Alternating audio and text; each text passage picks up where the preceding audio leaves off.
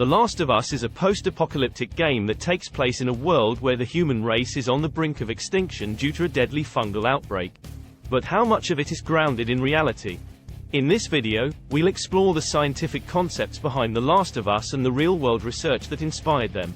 But before we do, let us know in the comments what science, philosophy or worldly phenomena you'd like to see a video about, and hit subscribe for more amazing content. The game's fungal infection is based on the real-world cordyceps fungus, which infects insects and takes over their bodies. The fungus has evolved in The Last of Us to infect humans, turning them into zombie-like creatures known as the infected. While the idea of a fungus that can control human behavior might seem far-fetched, there are real-world examples of parasites that can manipulate their hosts.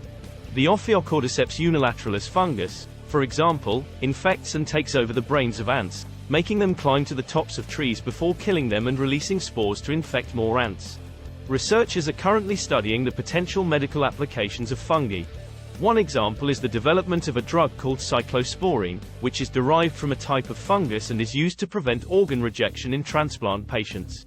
Additionally, researchers are studying the use of fungi in producing biofuels and other sustainable materials.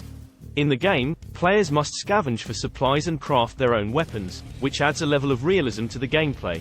Similarly, scientists are developing new technologies to create sustainable materials and reduce our reliance on non-renewable resources. The Last of Us is also a story about survival and human relationships, which is a common theme in post-apocalyptic media. In real life, disasters and emergencies often bring people together and inspire acts of heroism and selflessness.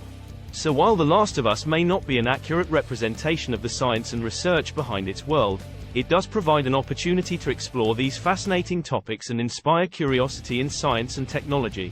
What do you want to see in our next video? Let us know in the comments.